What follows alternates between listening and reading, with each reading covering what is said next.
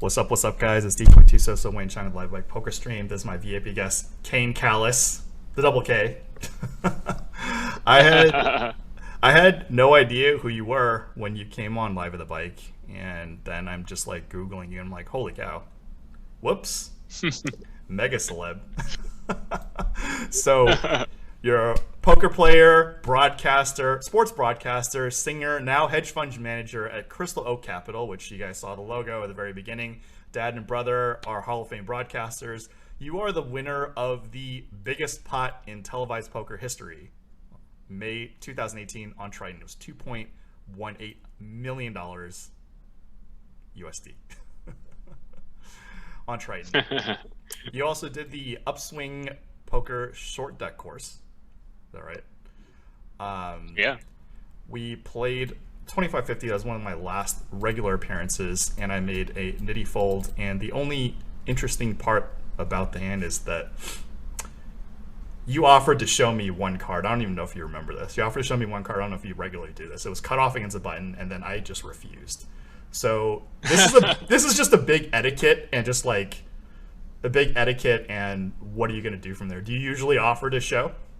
Like, I wouldn't say usually. I mean, if you know, it depends on the atmosphere, right? If everybody's taking the game seriously, then I'm not going to give too much away. But if everybody's having fun, having a good time, you know, in these live at the bike shows, you know, it's the feel is a little bit different than a WSOP 5K, and right. So yeah, offer to show you. It was the first. Yeah, I remember that was the first time I had played against you. And why did you decline? Is the question. Exactly. So there you go. Because there's a lot of reasons to show one, or show your cards if you're trying to tilt the guy, or it's a friendly gesture, or it's like, I decline because I just want to keep it straight. Like, being a reg cash game pro in the LA area, you kind of have to, whatever etiquette you declare, your personal etiquette, you just kind of keep that line. So I'm just like, I don't need to show you, you don't need to show me, and that's basically okay. What Got it it. Transcribed. So, so you thought that if you had said yes, somebody may expect you to show them in the future. That's not a rabbit hole you want to start to go down. Yeah, exactly. If I accept your offer to see one, then in the future, if I never show you, then that's kind of hypocritical. Even though it's like, a kind of one way. Right. It's just a small thing where yeah. if you see the same people over and over again, like in the LA community or Vegas or the Bay Area or other places, you want to just, keep a baseline of what you're always going to do. It's just at least my take. So you appeared in several musicals, including Les Mis, Fiddler on the Roof, Dr. Jekyll and Mr. Hyde. Did the poker career have any help with the Dr. Jekyll and Mr. Hyde?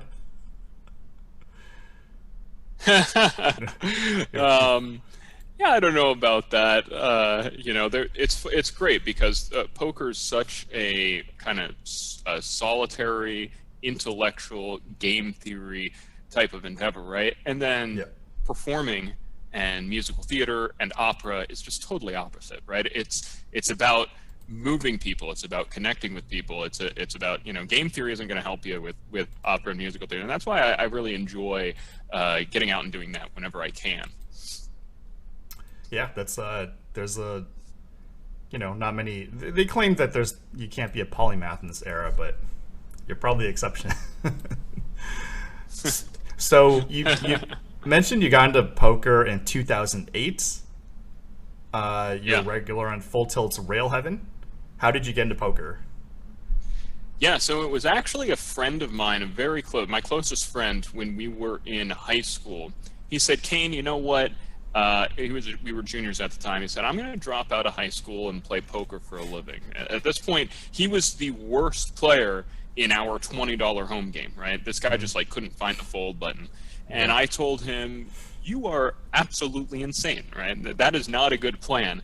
Well, he dropped out of high school, got a job at Staples, and would lose his paycheck, every week online for the first, 3-4 months. And then he started to break even, and finally he started to make, 5 figures a month playing poker. And it was at that point, at the end of my senior year, when I said, hey, Ben, teach me teach me what you're doing over here.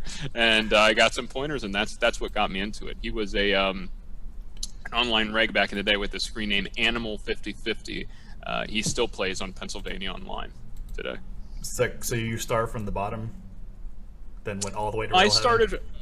I started with money that I'd won in my home games, and from Christmas money and stuff like that. So I started with a bankroll of maybe $1,000 or $1,500. And I also, I had a good situation because I was the only job I've ever held, the only time I ever collected any semblance of a paycheck, rather than working for myself, was I was in an underground poker club, and I was just getting paid $35 an hour under the table just to hand out the chips, make sure everything was running well, and so that was good. That was a good start to everything. And then I, of course, played in the poker club, and it didn't take me long to become a winner, because at those stakes, at that level, really the most important characteristics to bring to the table, and especially back in 2007 at the time, right? The most important thing you needed to beat the game was A, patience, and B, not tilt. I mean, if you could sit around and be patient and not tilt, you're probably going to win. And so I started to win, and then I really started my online career by game selecting pretty hard, heads up, no limit.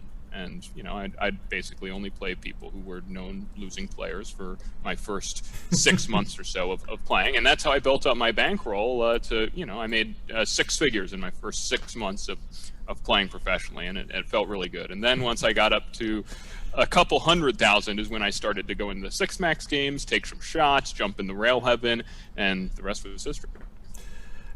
So rail heaven, you're playing up to 501,000 on full tilt.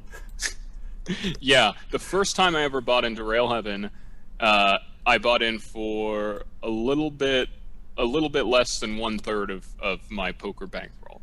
And the reason why is because I said, hey, my normal games was $2,550 at this point. I don't need $335,000 to play $2,550. If I lose this bullet, I'll just go right back and grind it up. And for me, that was never an emotional issue to do that. And it was a great game. I mean, Railhead, I think the first game I played was Guy Laliberté, me, Tom Dwan, John Juwanda, Gus Hansen. It was a loose type of game. Yeah. Do you have any Durr stories?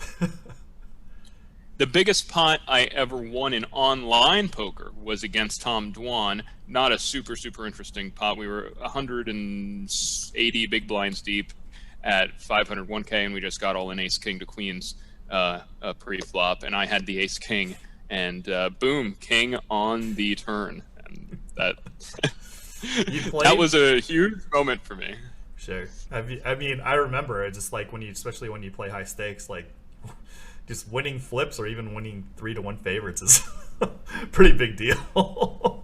Yeah, big swings. Well, I wasn't the only person who was sweating that one. So when I played Rail Heaven, it's funny. I think I played a total of 8 sessions in Rail Heaven. And I think I sold 50% or more of my action in 6 of them, right? Trying to be responsible, right? But then the other 2, the game just got off at 3 a.m.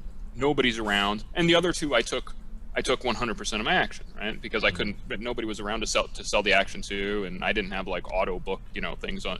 And the 2 times I didn't sell action, I lost, and the other 6 I won. So I made a lot of friends in poker very early. Let's put it that way. Oh man, when people had pieces of me in the big game, I always lost every time I played. So they're always ripping on me. It's yeah. Context wise, the largest I've played fixed limit is 400, 800. So you play big bet games bigger than my fixed limit games. That's utterly sick. What other? It was who were the other people you mentioned? Guy Liberté, John Juwanda. Guy Liberté, yeah. It was kind of a rotating group. I played against OMG Clayton, obviously. Oh, Galfon. Any interesting stories? Oh, Isaac Haxton. Haxton was a regular in those games. Yeah. JC Musa Sucks was JC was Musa? in there. Yeah. Man, this is just so long ago. But yeah, interesting Rail Heaven story. Oh, I played one 3-handed match with David Benjamin and Zygmunt one time. That was a very the game was the table was playing really interestingly. Like every single hand was like 4-bet, you know. Yeah, so just the whole thing, you know, back then it was with Guy having, you know, however, who knows how many different accounts playing there basically, you know, every other day. It was a special time in poker. Yeah, I mean, it's pretty crazy because like we hear about these things and just like it seems so long ago, and you know, crazy times, and it seems so long ago that like online poker, like Poker Stars and Full Tilt were like in full kick.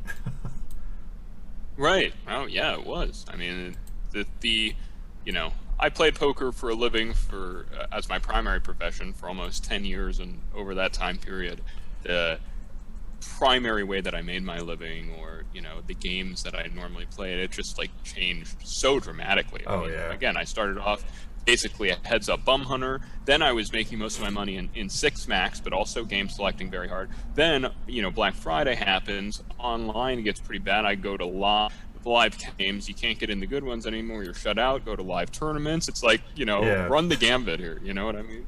Yeah, no, it was like a lot of what happened after Black Friday. I know some people who moved out of the U.S. I was playing on the Cake Network. I like.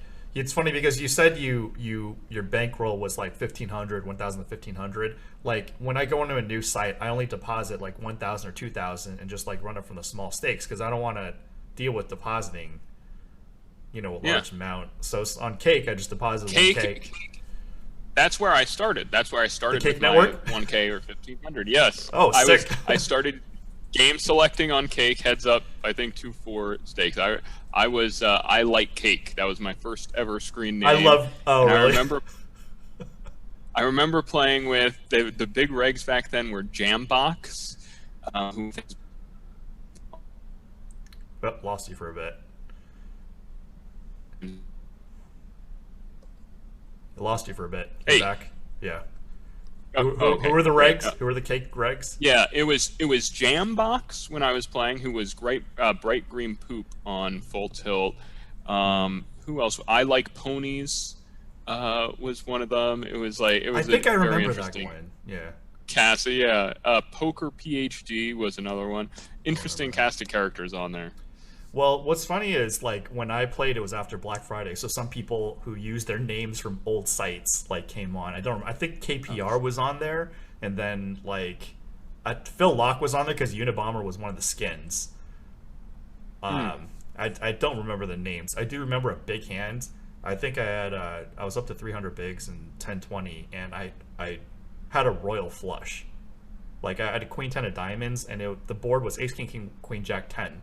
But I had a royal flush, so I just like shipped the 150 blinds in the river with the guy tanked and he called. So, oh man, my favorite from back then was if the board was 10 Jack, Queen King Ace Rainbow, and you go all in. There used to be like a 30% chance your opponent would fold, right? Wow. I mean, back in the day. That's insane. Yeah. That's cool that you start from the Cake Network, and then after, like during the Cake Network, like once you hit like the 10-20 range, it kind of dried up like after Black Friday. So a lot of us went to live for Commerce, and then I think when did you come on live? Like it was 2017. I think a little before that. I think maybe 2016, but yeah, somewhere in that range. So what were you doing at that juncture and before you came on? I was doing mostly live at that point. I had a really good year in live tournaments in 2015. It was actually the best year of my poker career. You know, brag. How much? Come in. Yeah, well, when you come in second in a WPT, you know it's gonna be tough to compete with that year, right? Right. And then in addition, I did very well online that year in New Jersey. That was, one of the first years of Jersey, maybe the second year of online New Jersey, and the games were pretty good at that point. And then at the end of the year, I came in first in a Parks event, and so yeah, it was just everything was easy game. Right after that in the new year.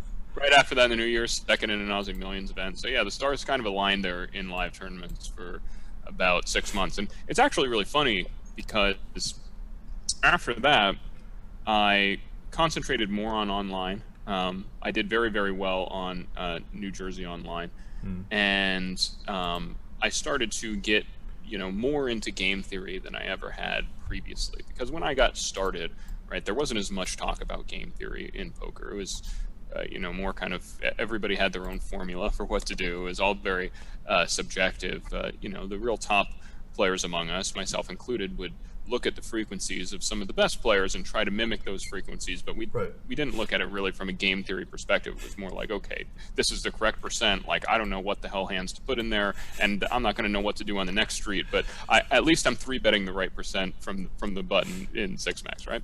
Yeah. But then it really went this game theory way, and the time when I started to have A, very consistent earnings, but also B, I was able to play more tables of online on New Jersey specifically, was when I really started to think about things from a more game theory oriented place. And that was around 2016 when I really delved deep into that, and my results online got a lot better. I basically doubled what I was able to make very quickly because I was able to play more tables. I was being exploited by the rigs, and I probably made a little bit less than I did before in very fishy lineups because I was exploiting myself. I was exploiting less, but it more than made up for it. But then when I went back, played live tournaments, I just have never done. I think 2015 was my peak for live poker because at that point I'm like, no, I'm going to do the thing that's going to make me the most chips every hand. And now the proposition of sitting here and like, well, I saw this reg open and then fold king queen offsuit to a 3-bet from the small blind when he's on the button. I saw him do that, so I'm gonna just 3-bet the queen 4 suited or small blind. Yeah. Now that's just like crazy to me, right? It's like, oh, he could exploit me so hard if he knew I was doing this. But that's what's beautiful about poker is it doesn't really matter, when you're playing against players who aren't playing fantastic poker. It doesn't really matter what they could do against you, right? I mean, and as a result of that, the bar of how good you can be is so high, the bar high, of how much you can make, right? And that's why you see guys who continue to crush live tournaments, right, who are just very, very good at exploiting their opponents in different ways. Like Joe McKeon is very, very good at not calling the river with a hand that he has to call against a fish who's never bluffing. He's really good at that. I'm bad at that. Like, if I get to the river with the top of my range, I just can't look. I can't look myself in the mirror, and then I call, and of course, the guy's not bluffing. Yeah. I totally feel you. I'm in your boat, which is probably why I'm playing micros now. But so. I mean, I heard you had a stint in crypto, and then you went. Actually, before that, you're doing the Upswing course for short deck. I don't know anything about short deck. What's your opinions on it overall and the future of short deck? It's a really fun game. I mean, there's a lot more action than either No Limit Hold'em or Pot Limit Omaha. Really? Stacks get in faster. Oh yeah. Money's flying around in that. I was talking about in comparison to PLO. No Limit, like it can, it can be really slow. Right. Well, I mean, the player pool is still, people still aren't very good at short deck. And I think what's needed in order to get good at short deck is actually a whole lot less. I think it's a much, much simpler form of poker to solve. And that's because basically the game plays a lot more shallow, right? It plays with either 50 or 100 antes, but an ante is nothing like a big blind, right? An ante is like one third. It's a fraction of a big blind. So it's basically like you're always playing shallow, a lot of shove fold spots, but yet people are still making really, really big mistakes. People haven't really taken the time to learn this. It's really picked up in Asia and gained a lot of steam in Asia. I'd like to see it be picked up more here in the United States, but I thought it was a very interesting a game when I was playing regularly. Yeah, it doesn't seem like it's going to pick up in LA because it's been out for a while, but Yeah, doesn't there's more popular variants. So in Asia, what's probably the split between no limit hold'em, short deck, and PLO? I think it's still mostly no limit hold'em if you look at if you're stakes agnostic, right? But at the higher stakes, no limit Yeah, hold'em I is meant not high very stakes. popular. Yeah, yeah. Yeah. At the That's- higher stakes, it's short deck. These days, short deck PLO Wow. is the thing, which that's a whole new level of gamble, right? That seems like it, I've yeah. never played a hand of that game. And then obviously Pot Limit Omaha. Those are more common, I think, in Asia than the no limit hold'em.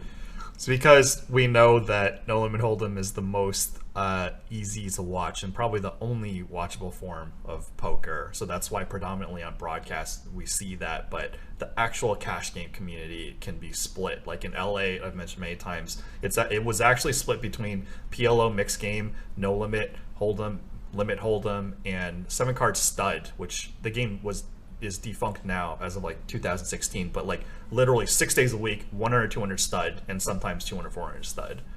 So I remember that game at Commerce. Yeah, I remember that stud game. Ran every day for years. Yeah, it didn't run Sundays, or towards the end it stopped running Sundays.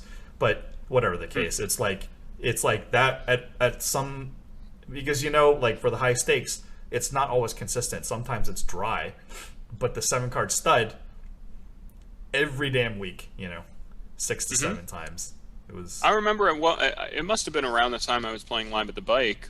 I was out there, and the 10-20 no limit games were just all grinders at that point. Yeah. And I didn't have at that point much experience with stud, but I'm like, how hard could it be? And I jump in the game. None of these guys, nobody at that table has run a poker simulation at any point in their life. No. When I played at that game. There's maybe it's changed since, but no. There's two guys who are a bit younger, like about my age or 5 years younger, like about 5 years older than you, who were Matt Crusar was one of them. And the other guy's escaping my name. He's the Boston guy. But we were younger, so we obviously did some work, and we were the regs. And some people like David Singer played there, Barry Greenstein, Cindy Violet, all great. Sean Shakon and Viffer also graced there. Oh boy. Yeah, so this is one of the things, like getting somebody like you who's experienced like all the high stakes stuff in Asia. You could communicate. If somebody wants to play professional poker, it's not what you see on camera. There's like actually a big well that you go down. Oh my gosh. Oh yeah. If a young person came to me today and said they wanted to be a professional poker player, I would tell them bad idea. Not today. When I got into it, it was a good idea. Money was relatively easy, but now it's just not. You could do so much better with a similar amount of effort going into different fields. The games are just hyper competitive. Yeah. The community has gotten to a point where if you're a talented player, even if you're a likable person, even if you've done right by the community your entire career, you're just going to be barred from games, right? It's gotten to the point where if you are a good player, it excludes you from being in games where you can make good money. Yeah, I tell the audience this: poker works the opposite in other industries, because other industries, the better you get, the more people want to work with you, and the higher you can charge a premium. Poker's like the better you get, sorry, buddy, you're out. Right. Yeah. So you transition. The most important, I'd say the most important aspect to being a successful professional poker player in 2020 and probably moving forward is going to be being a networker, being a busy bee networking type of guy, right? Because we've seen that the casinos and circumstances of the people who are sniping off players from casinos and building their own private game, right? I was always in the camp where I viewed that type of behavior as unethical, but those people have been rewarded for what they're doing. Casinos aren't clamping down on this type of activity. They're not enforcing this. There are no private games. I mean, there's hardly any casino run some sort of private game, and so that's the way it's really gone. And I think it's unfortunate because it does. I think that poker is something that we shouldn't be excluding people from participating, but that's in fact what has happened, right? If you want to play a particular game or a particular stake or with a particular celebrity, right, you are in fact excluded from playing, right? Unlike any other casino game, right? Unlike anything else, you got to be part of a secret club to get in that game. Yeah. I finally got invited into a mixed game, which means I'm really bad, so I declined. But no, in all seriousness, yeah, it's like maybe some people just had the foresight to, like, you know, go that direction when, I mean, I remember, like, I wasn't getting the texts, like, in even as far back as 2013, 2014, on Commerce. I would put my name on the board on, like, every single game. So I could be like, hey, you know, when the game starts, I could go in. But, like, at some point, they altered it. So if they changed some of the conditions of the game and it didn't even exist on the board, then you just, like, you can't do anything. Right. So. Right. It's almost hard to come up with any sort of analogous situation or profession in life. You know, it's like, I don't know of any other field where you being good is going to exclude you from participating. And it also kind of, it's created a weird situation where poker is supposed to be about, or in fact, it's more fun when poker is about having fun and about entertainment. But these games are not designed around having fun or entertainment, or even about having ethical characters at the table, right? Which you think would be important. These games have become designed to make it so that the recreational players have the lowest probability of losing the fastest, right? Which also makes sense to a degree, but right. in the meantime, you're sacrificing, just you're excluding people from being part of your little club there. So it's a weird situation. Yeah. So, you know, people, I think from the 2005 pro generation or whatever, the televised poker, and for people like us, we transfer it into, like, parlay playing on camera and being on broadcast as, you know, part of our career. So, like, we could use the knowledge and transfer into some sort of value versus, like, oh, I just learned the skill set, now I can't use it anymore. Right. Yeah, that's true. But, you know, it used to be if you played televised poker back in Oh, lost you. Yeah. Losing you. Kane. Okay, you're back. Go ahead. Okay. Yeah. I think it's the internet, unfortunately. But if you played in the high stakes poker, or poker after dark back in the day, if your name's Daniel Negreanu or Phil Hellmuth or Phil Ivey, right, then that TV exposure has helped you gain access to games that you otherwise might be excluded from. Not true of anybody who came afterwards, right? So what I've found is from winning the world's largest televised poker history, and from being on WSOP broadcast, this is for any chance I have of getting into to certain games. So right, yeah. I mean, and then it's like back then, you know, when we were playing, it was a lot easier, and we did it because it was so convenient. Like, you just, like, fire up a lobby and you could play. Nowadays, you're chasing down games, getting locked out of games. It's just like, oh my god, it's just freaking terrible. And I don't know if you've been around for, like, a lot of the No Limit Live stuff. Like, the environment's, like, so much like, when you talked about playing 1020 at Commerce and it was reg infested, yeah, it's still reg infested now, but now it's just like people are, like, screaming each other sometimes in the casinos for seats, and just like, dude, it's like behavior is, like, super toxic, and just like, oh man, you know, it's wow. I didn't think Commerce could get more toxic. I didn't even know that was possible. Commerce is a little bit lost theme for the I mean, it's split, like, you know, Garden, Spike, and Commerce have the games, but just like it used to be that Commerce had all the high stakes games, unless it was, like, some, you know, invite only thing. Yeah, but now it's like poker's just, like, high stakes poker is just really tailing off unless certain people who, you know, drive the game want to play, and then until they want to stop playing, then. I don't think I've ever in my life seen a room with more tired, depressed people than at Commerce. I mean, just every time I walk into that poker room, just everybody in there has been awake for 3 days, and they just look miserable as hell.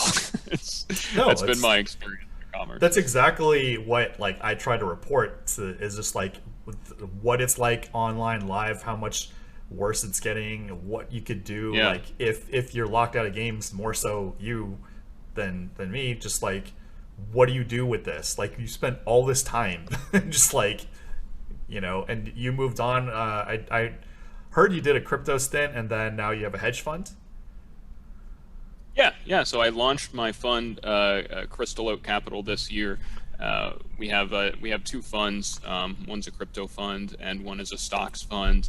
And I just love managing money. I mean, I've, basically got started just investing my own poker winnings, over the years. And it's kind of funny, just like as years went on, like my first year when I played poker for a living, 100% poker. And then every year it was like 10% less poker, 10% more like concentrating on the stock market, right? Because that's before. And then come 2014 or late 2013, I get into crypto, and now that gets involved in it. It's just kind of an evolution over time to the point where starting in like 2016, 2015, I was spending more time on my portfolio than I was playing poker. So for me, it was kind of a nice natural transition, and the two worlds overlap so much that it was just a very peaceful, nice, good transition. And I prefer investing to poker as a profession because investing, in general, you're going to make U.S. dollars by investing. Even if I took some, put a bunch of stocks on a dartboard and I started throwing a dart at this dartboard and just bought whatever I got, I'm probably going to beat the U.S. dollar, right? Most likely. In poker, it's the opposite, right? 7% of people who sit down at a poker table lose. So to get good enough to win at poker is a lot harder. Yeah, I mean, there's a big difference too, and I've mentioned this, is being a winning player isn't that hard because of all the information, but playing for a living is a completely different animal. So, and of course it depends on the type of living. I've been blessed enough to be one of the few people who in poker has made a very, very good living playing poker. But I think it's safe to say that most people playing poker for a living are making certainly less money than they could make if they went into a professional type of career, or even a starting salary out of college these days. Right, when I got started, you could do pretty well playing online. Because the games were just so soft today that it's just a complete difference. Yeah, so that's tough because, like, obviously you and I and a bunch of former hardcore pros discourage this life, but, like, there just aren't a lot of good options when it comes to just, like, careers nowadays. Like, you mentioned a survival rate of, like, 3% in poker. Like, the startup community is, like, way less than that. Yeah. Sure. So there's more upside on the startup community. There is, generally speaking, if you hit it, if you hit a home run with a startup, you're going to do probably better than hitting a home run with poker. Oh, absolutely. Also, the thing about poker, as we've been talking about, is the upside mobility is not there. In fact, it's kind of only downside, right? It's like it's going to get harder and harder to make a living as a poker player. Every living, and our generation's going to live older than the last generation. So if you wanted to play poker for a couple of years and that's your thing, and you're really passionate about poker, then go for it, knock yourself out. But in terms of something that you might want to do for the rest of your life, you'd have a tough road ahead of you. But I will say this: at some point, it reaches equilibrium, right? I mean, at some point, we get to the point where the amount of money that a professional makes by playing poker is so not worth it that this guy says, you know what, I'm getting a job at Chipotle. Forget this poker thing. Wow. And at that point, we reach equilibrium, right? And then it doesn't get any worse from there, I guess. It's not going to get to the point where I don't think it's not going to. I don't think it will ever get to the point where nobody is able to make a living playing poker. Yeah, I mean, LA is one of the last places where there's like a pretty healthy ecosystem. So you could pick up no limit hold'em, PLO limit hold'em, and there is action, but there's also, like you mentioned before, pitfalls of you got to not go on tilt, emotional stability. That's like and bankroll management. Those are like massive parts. Like playing well is, of course, you have to study hard and learn and be talented at the game. But that's like the easy portion. There's like a lot of people who are and we're painting a very bleak picture. I mean, to be clear, there is still money to be made in poker, right? Specifically when I go and play live tournaments, right? It's kind of, you'd be surprised how many people just don't know very, very basic concepts in $3,500 WPTs. So, there certainly is money to be made in poker, and to anybody, I know that most of your fans are probably fans of the game and love the game. I don't mean to discourage anybody. What I'm saying is that I wouldn't put all my eggs in one basket if I were somebody who was planning on doing this for a living. If my friend Ben had decided to drop out of high school to play poker in 2020, it probably would have gone very differently for him than it did back in the day. Yeah, I think I just want to make sure with like my commentary and this podcast to be like, look, it's still possible, but man, the higher up you go, it's a more miserable life, and just like it's a lot harder now. The upside's a lot less, and the pitfalls, like we said, the better you get, nobody wants to play with you, and just like the way up is like you could potentially be earning less, and unlike other industries, say the startup industry, if you fail, you still have work experience. Like you could spend all this time in poker and then have a complete inability to transfer your knowledge and execution into other real world value. Oh yeah. So yeah, for sure. So yeah.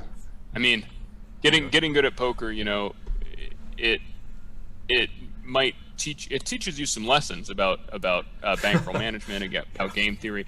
So transitioning from poker into something like finance, I think, is a natural transition. But if you want to go get a job at a large financial institution, they're going to want to see a degree, right? It's only if you want to invest your own assets that you've accumulated elsewhere, or start your own fund like I did, that you can very easily and swiftly transition from poker and do your own thing. So do you have any hot crypto tips for what's going on now? Well, my big tip is I don't want to be long the dollar. So anything other than U.S. dollars right now, the Federal Reserve has come out and basically said we're going to keep interest rates super low for a very, very long time, until at least 2022. We're going to keep them at the current levels. And very recently, for the first time ever, the Federal Reserve said, they talk about this 2% inflation target, right? Which actually, the real rate of inflation is much higher than 2% because the government lies about inflation. It's just absolutely blatantly obvious, right?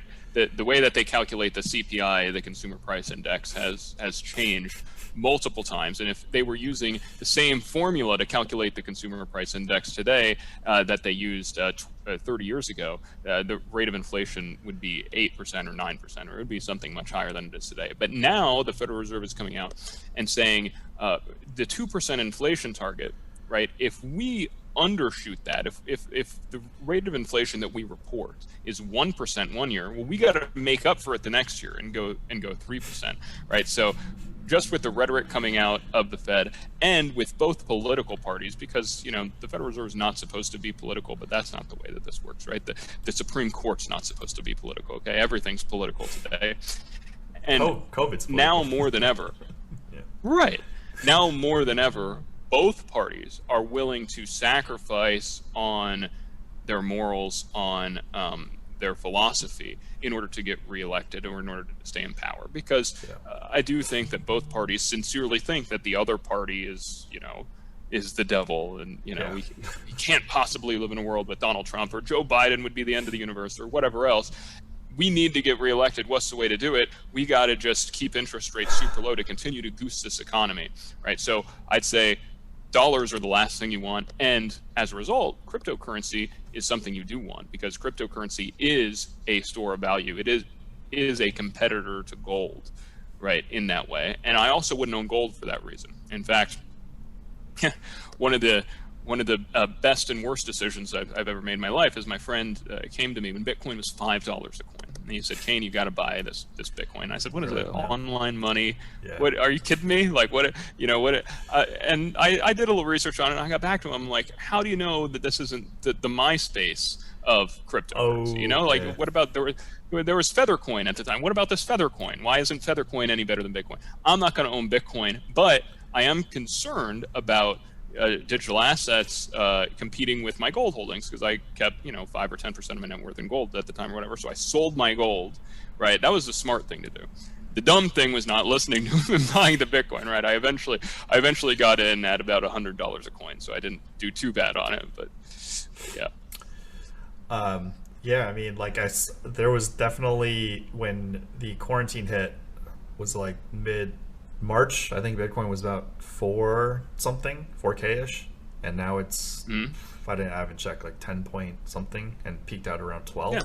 So it's crazy, because like there are obviously a lot of theories that go around, like what happens, when the economy crashes and stuff. And then in the beginning, I think Bitcoin did take a dive, like during start of quarantine, because I remember having podcasts and talking about it with some people, and just like, I don't know, has anyone predicted everything incredibly well? Maybe Puppet Masters. I don't know.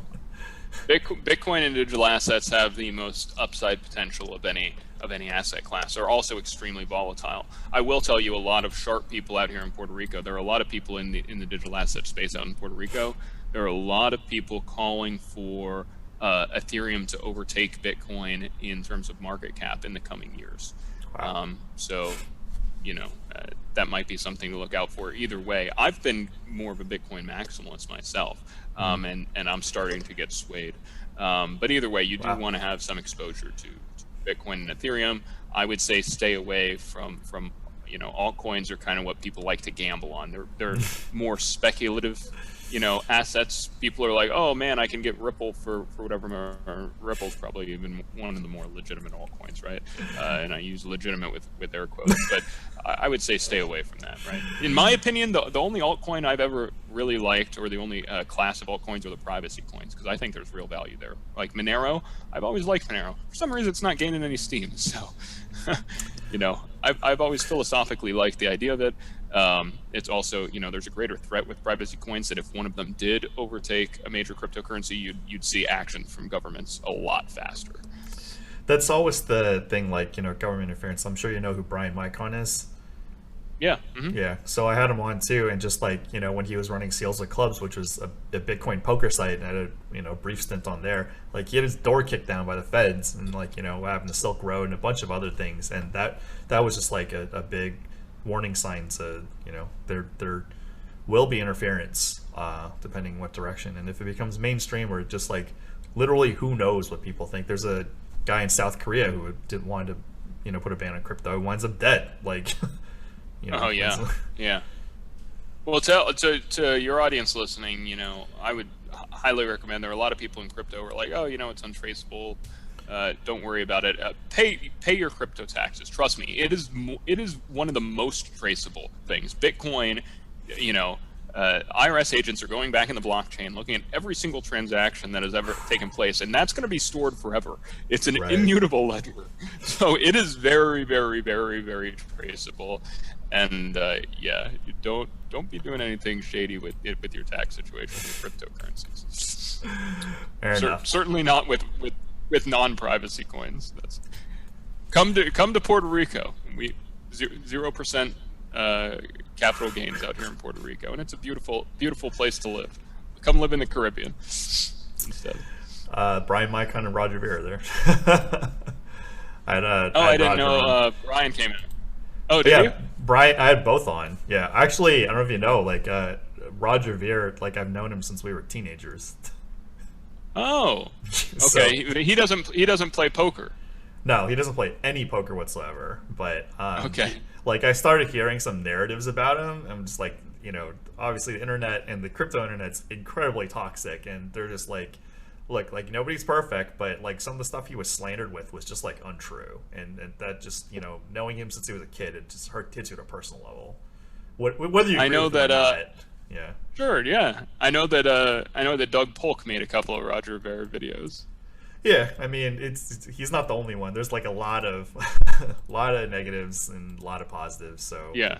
it is what it is. So, but I just since knowing him since he was young, I'd rather like him be treated like a human being more so than anything. So For sure. Yeah. Yeah.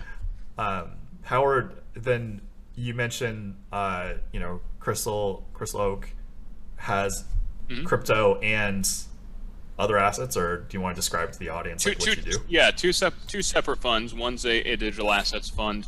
The other one is a stocks fund. I was originally just going to launch the stocks product, and then I came across a very unique opportunity in digital assets. So the digital assets fund is just a fixed strategy, and I can't get too deep in the weeds about it because I can't do general solicitation about my funds. It's one of the problems with having a hedge fund instead of a mutual fund. But for anybody who's interested, you know, just DM me or, you know, search Crystal Oak Capital online, and I'm sure you can find out more about it. We'll have a link on the bottom to Crystal Oak Capital, and also a link to your short deck course. Cool. And, you know, kind of go from there. So nothing you can really tell. Just like you have to go off your reputation to see what's going on. Yeah, more or less. I can't really get too deep into strategy. What I can tell you is that, you know, the stocks fund is a market correlated fund. Again, because I'm not. So the reason why hedge funds are called hedge funds, right, is because the traditional hedge fund structure is to be long as much as you're short. In other words, you know, if you have $100 million under asset, you know, we're gonna long 50 million worth of stock, and we're gonna short 50 million worth of stock, so that if the market goes up or down, you know, either way, hopefully we'll make money, because the stocks that we're going long, hopefully we're gonna pick the good ones, and the stocks that we're shorting, hopefully we're gonna pick the bad ones, right? In my opinion, this kind of model, this long short fund, most of them underperform the S&P 500, and it's for one simple reason: like, forcing yourself to short stocks is forcing yourself to bet on the dollar. And my number one thing is staying away from the dollar. I think inflation's a lot higher than the government says it is, and I think we're seeing a massive wealth redistribution from savers, from people who have bonds, from people who are holding dollars, to people who are holding real assets. And, you know, normally people who are in this camp, who are in the inflation camp, they talk about, oh, you know, real assets, you want to have commodities, you want to have gold and oil and cotton and soybeans. That's not all you need to have. Stocks are an inflation hedge. Stocks are a fantastic inflation hedge. Having stock in real companies that produce real things, goods, yeah. That's just as good of an inflation. That's a better inflation hedge than sitting around with palladium. For example. So, you know, that's always been my philosophy. And so in my own personal investing, there's only been one time that I've gone short the market. And it was in early March when, you know, every epidemiologist in the world was saying coronavirus is going to infect 70% of the global population, and the markets were like unmoved, and our president's coming out and saying this is a hoax and whatever else. And I said, am I in the Twilight Zone right now? So that was the only time I ever really went against that and went short stocks for a period of time. There are a lot of selfish narratives, you know, on the internet, and it's so tough because like everybody like kind of lives in their own echo chamber. So whoever they're following on like all the media, it's like usually people that agree with you, and which like, you know, none of us are perfect. There's like all these other views, and like, are we living to listen to our own narrative over and over, or actually like try to make things happen? Yeah. So yeah. So guys in the chat, if you have any questions for Kane Callis, dump them in there, and we'll see if we can get them answered. Do you have any like John Juanda stories from Rail Heaven? Ooh, John Juana was one of the snugger players at the table. I'm not sure if he and I didn't really get too tangled up. David Benjamin? Benjamin was playing very, very interestingly in that three-handed match with Zygmunt. What was funny about Benjamin is, like, we were playing three-handed with Zygmunt, and then Guy Laliberté sat, and then Benjamin left, and I was like, this is this is interesting. And then he like didn't come back. That was the only time I played with him. Maybe some. I mean, I only played small stakes with him. He's played him live at the bike. Like for PLO, he was doing some thin stuff. So. Oh yeah. He was well, like. Yeah, go ahead. There's that famous hand where David Benjamin gets it all in against Guy Laliberté. I think it was on High Stakes Poker, and Guy Laliberté was like a 70-30 favorite or 75-25 favorite, and he could tell that it was a lot of money for Benjamin. He said, "Oh yeah, just take it back. Let's just drop it." Yeah, I remember. That's just crazy, and just like it's funny because like I'm sure this happened to you too. There's a lot of like incredibly rich and successful people you didn't even know what they did, like that you're playing against, and then you find out what they do. You're like, oh my god, I just check raise this guy, and like he's gonna like just like ban me, right? Just blacklist me. Right. Yeah, you'll never be allowed in a Cirque du Soleil show again. Yeah. Can't. Well, I don't know if you'll answer this one. What's your net worth? probably not gonna answer that one, right? I can tell you, I'm fortunate enough that it's been trending upwards. So I'll say that I've done okay. One of our guys, Detroit Siggy, aka Siggy Steen and Associates, asked, "What stocks are you watching?" Or you're not allowed to mention. I'm sorry. Yeah, I can go into a little. Yeah. As long as I'm not going into very specific, the nuts and bolts of my strategy. But sure. What I can tell you is right now I do like tech, and the reason why is okay. So look, 30 short years ago, what were the largest market cap companies that existed? Right, it was ExxonMobil, General Electric, Walmart, Coca-Cola. Right, mostly producers of real things, real products. Right. What about today? We're talking about Apple, Amazon, Microsoft, and Google. Right. What happened? What changed? Well, today data is more valuable than it has ever been. Right. It's the most valuable asset out there, and whatever company is winning the data race is winning the race to the world. Because I am a believer in the singularity. I believe that there will be a point in time in the future when technology will become so good. Right, will become so advanced, AI specifically, that computers will be able to build other computers faster than humans can. And when we reach that time, who knows what's going to happen? And I'll tell you what, it's not a government who's going to come up with this AI, right? And it's also not Coca-Cola or Walmart or ExxonMobil or General Electric, mark my words. But it very, very damn well could be Facebook or even Tesla or Amazon or Microsoft or Apple. But among those, I like Microsoft a lot. I think Microsoft's a very, very well-run company. Microsoft's paying just shy of a 2% dividend. If you've ever used an Apple product and a PC, in my opinion, the value comparison is just completely, you get a lot more of what you pay for with Microsoft products. So I think that Microsoft's like a gold standard company that everybody should have in their portfolio. Lost my train of thought.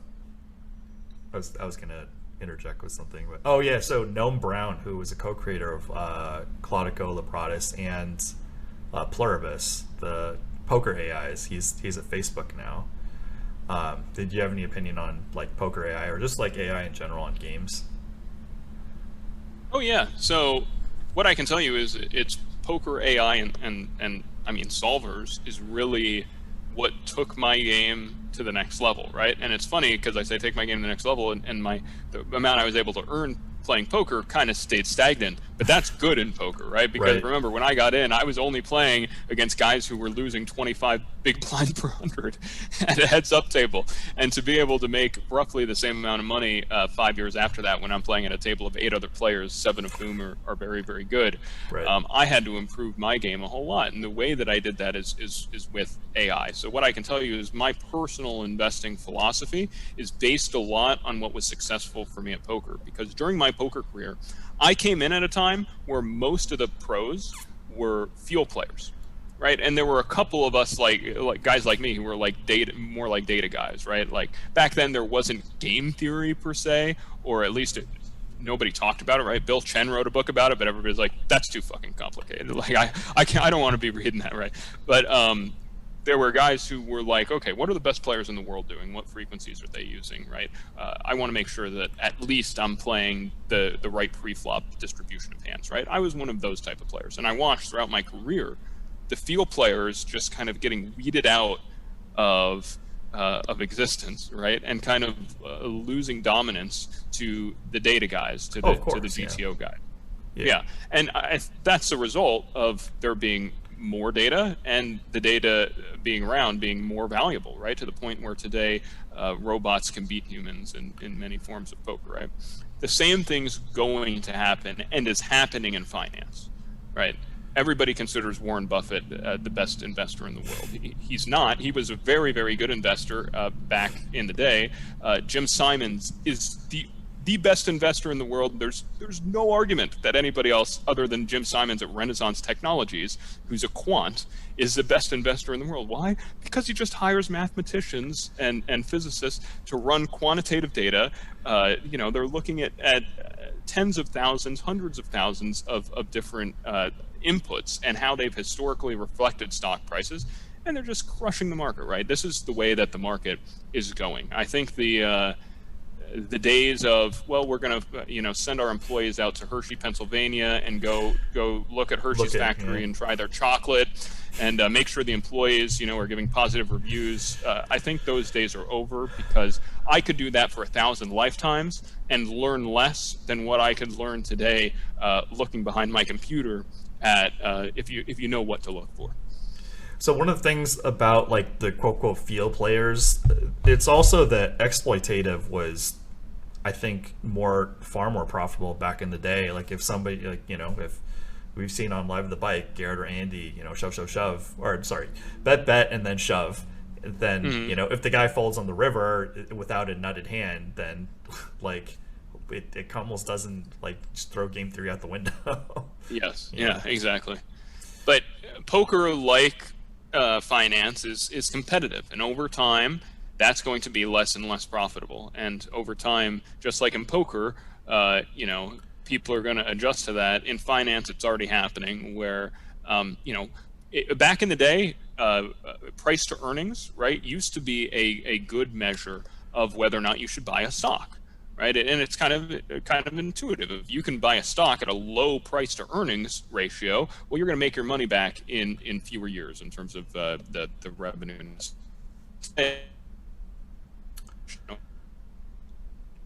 Lost you.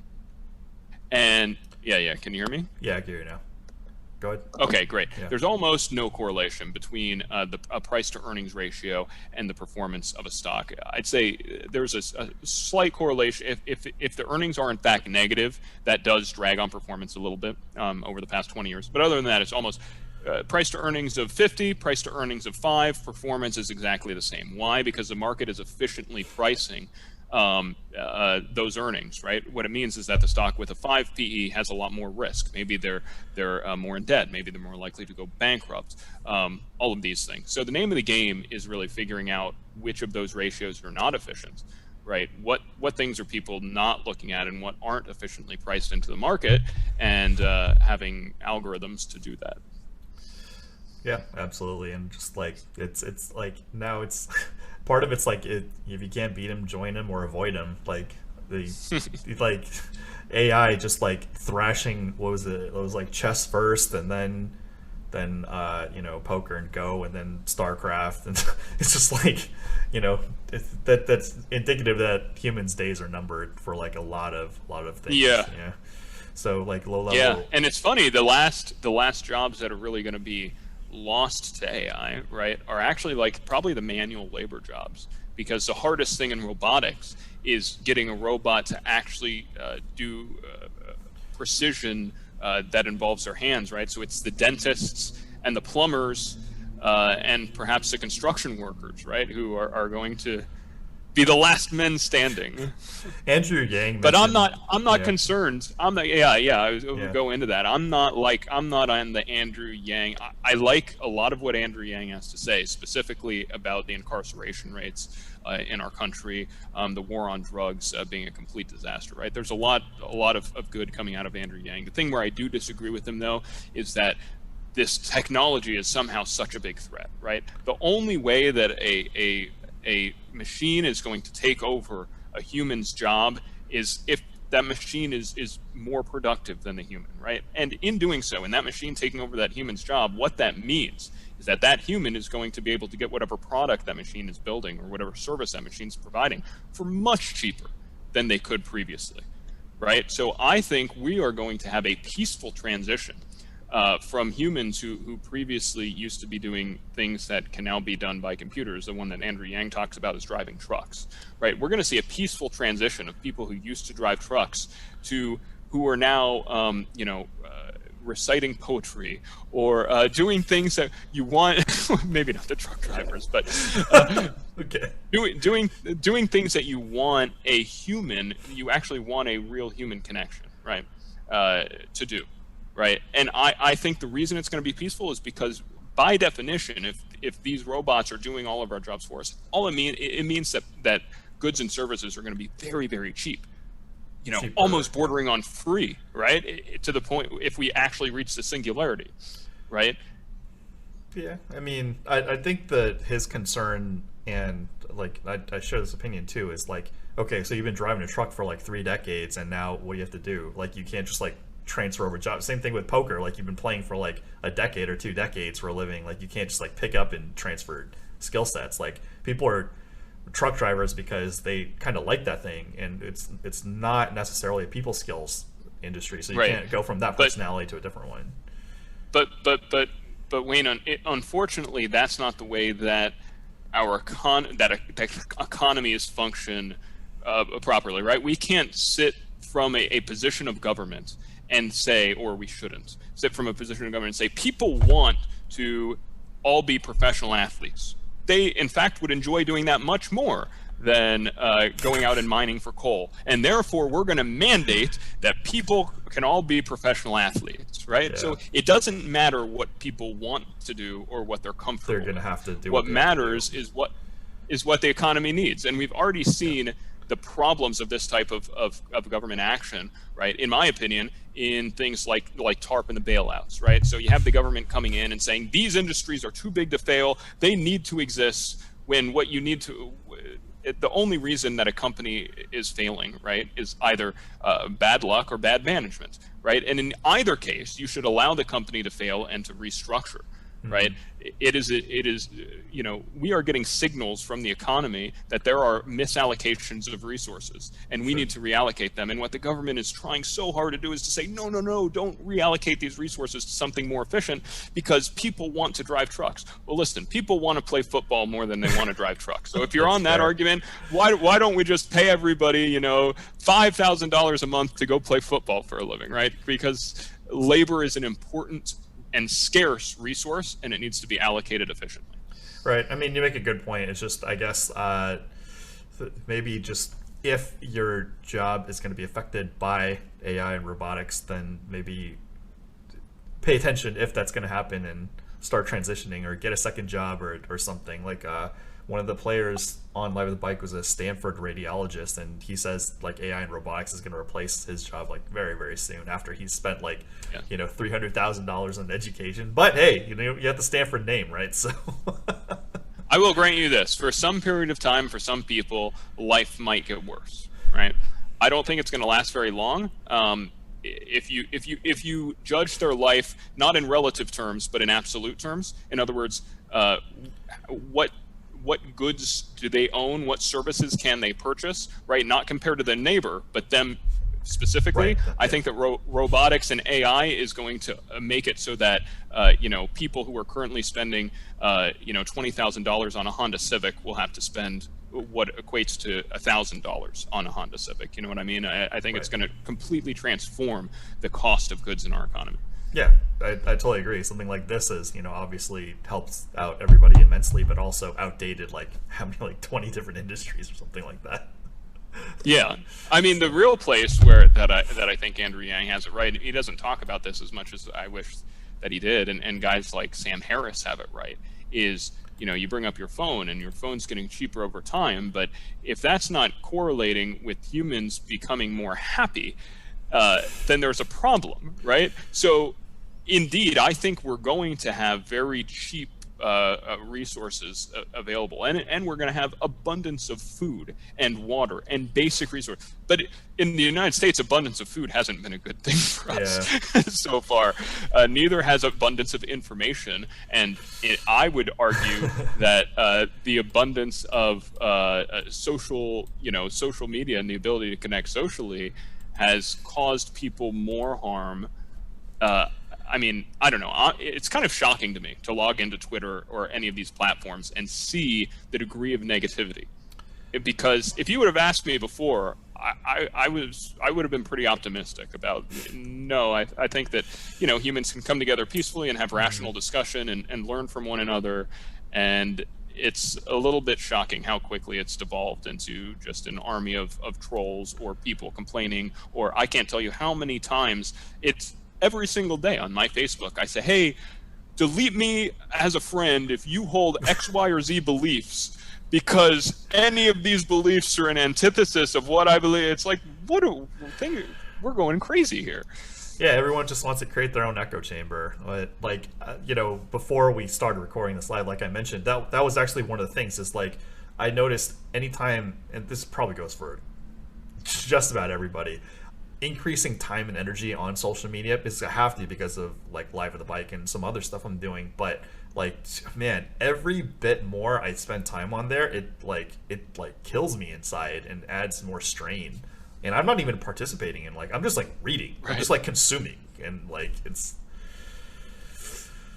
But yeah, it's just like it's like a lot of forums, like even 2+2 for poker started as a very resourceful place, and then it just, I don't know what the hell it is today. It's not like super bad, but like whereas genuinely back in the day on 2+2, if you ask a question, you wanted a reasonable or sincere answer. Nowadays, I see a lot of like just poker questions in and they just want affirmation, like player I did this other player did this.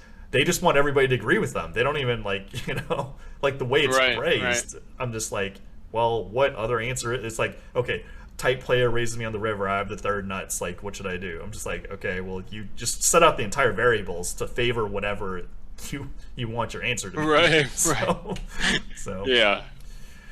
I don't know. I'm not a sociologist, so I can't speak to what has gotten us to the point where everybody online feels that they need to interact with one another in a negative way. Or it's almost like, and even intelligent people, even people who, if you sat down with them at a dinner, sat across from them at the dinner table, this is what I've learned. They would give you, in your position, in your argument, the time of day, they'd react in a rational and thoughtful way, right? But somehow when it's online and you just say, hey, I have X, Y, or Z political opinion, it's like they just try to straw man. It's like they're trying to misinterpret your position or represent you to be somebody or something that you're not. And it's gotten to a point where people in power can't represent their positions honestly. And once we're in that point where politicians can't actually voice what they're saying, not just politicians, but business leaders and are the leaders in society cannot voice their true opinions because of an army of trolls, right? I think that's a real big problem because it stifles discussion.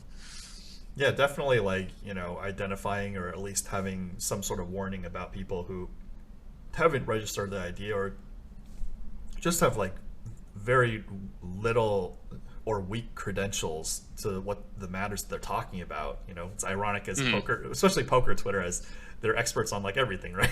But It takes like, it's like, not that they're not intelligent. They're obviously, a lot of them are, but like there's a lot of decisions that are made because you have to be like hands-on or like practical applications. So like, just even for the example Live at the Bike, like when people are looking from the outside versus like the operations from the inside, a lot of the suggestions are like, yeah, in an ideal world, I would do ABC, XYZ, but like it's not practical. Or just like when Joe Ingram and David Baker were talking about the World Series, it's like I agree if the things that they said can that would improve it are feasible, but really it's like run the thing, have a fair play, you know, no cheating, and like have food stands, and just like that's the bare minimum, you know. We give out the bracelet when they win. That's like everything to strengthen that is more important than anything like, you know, fancy. Let's get there first. So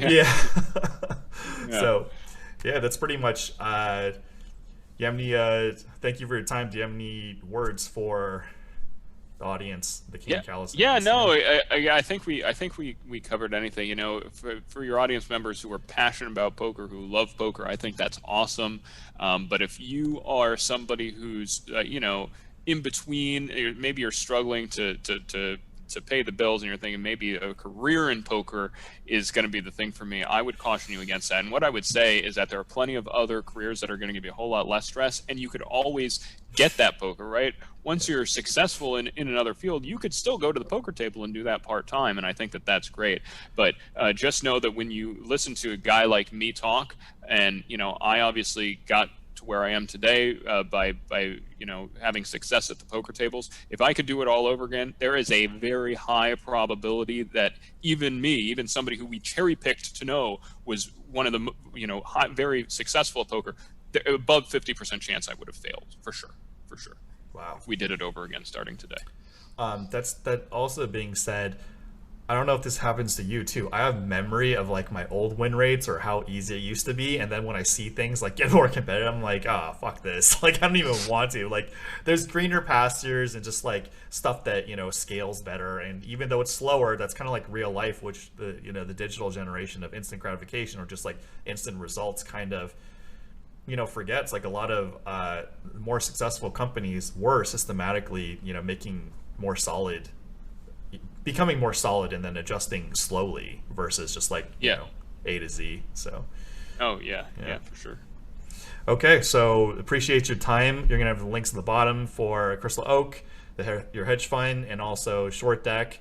And hope this, it was a big pleasure hearing your stories and your insights. So awesome. It was a lot of fun. Thanks, Wayne. You too. Take it easy. All right.